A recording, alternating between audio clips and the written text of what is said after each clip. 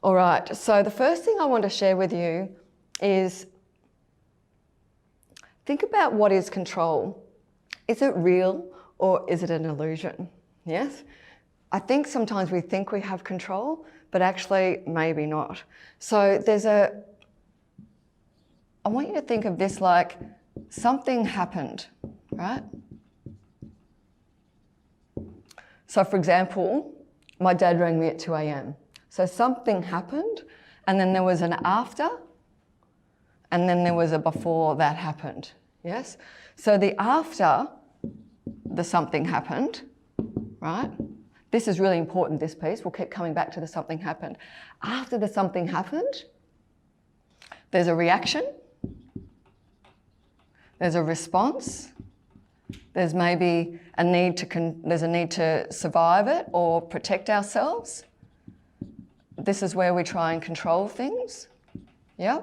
So after something happens, and then we have a reaction. What am I going to do? Who am I going to be? What needs to happen? Who do I need to protect? All of those things after, yes? And that's a really important time. The challenge is what we often do as human beings is we wait for that until we become awake to how do we want to react. And then we've got less skills and resources available to us because we're knee deep in the moment. What's really important is if we can think about the leading up to the something happened, yes? So I'll deal with this, absolutely, but I also want you to start to think of there's a before and an after of a something happened, not just the after. Because the after, we're kind of in the spin, in the chaos, now what do we do? Now, none of us could have prepared for COVID, of course, but we can start to prepare now even better or more for things that are going to challenge us. Yep. So when someone in our team might have an emotional reaction to something, when we have a disconnect and people aren't speaking or collaborating, in our family when our children are upset about what's happening in the world. So now we have some facility around that. Instead of waiting for the reaction, we can do some work here. Does this make sense so far?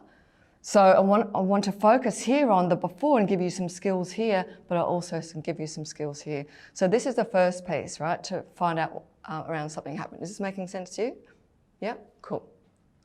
Now, the problem is though, when we're going into the something happened, all of this is about our beliefs, our values, our automatic conditioning or our automatic way of being, let's say. Way of being, yeah. And this is our, so our belief system, our values, our personality. This is also the history, how we've reacted in the past. All of this actually has an impact on this. Yes? So whatever resources we bring into this moment of something happened is what's going to have us react or respond in a certain way after. So this state of before the something happened is something that we need to become really aware of, because this history, there's a something happened here and a something happened here and a something happened here. You get that? And so every something happened, we have a something happened, and then we make a decision, and then we create a belief. We have a thought first, and then a decision and a belief. And we take that into the next something happened, yes? And then in that something happened, we have another thought, and it might be the same thought. And then we make a decision, and then we add to the belief, or it could be reaffirming that belief. Oh, that's right. That happened last time. That's how I should handle this. Oh, that's how my partner is. That's right, I need to do it like this.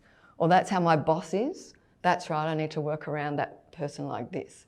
So we start to create all of these thought processes, decision-making processes and belief system based on everything that we're bringing into the something happen. You with me? For example, when I went into project management mode around how do I fix this with my mum, a few years ago, my dad went into hospital for a back operation, and we had complications. And that was a moment that really stayed with me around my experience in hospitals. Yes, and it was a negative experience. Doesn't mean all experiences are negative, but that one really stayed with me. And that every time something comes up around a hospital, that comes back to me. And I go, right, well, I need to go and control the doctors, or I need to make sure they know what they're doing, or I have to stay by the bedside because one night I left my dad and that was the wrong decision. He got into a bit of trouble and it was fine in the end, he's fine. But that memory is, I can feel it in my body. So I have to be aware when this happened with my mum this last few weeks, that came back to me and then I had to go, okay, no, it's not that. It's not that situation. So rather than go into the survival of trying to control it like that because of that memory, I had to go, no, this is a different situation. How can I navigate this with awareness? Are you with me? So all of these something happens add up to how we're going to manage this something happened, right? Now, this isn't just you, by the way. This is your team. This is your peers. These are your clients.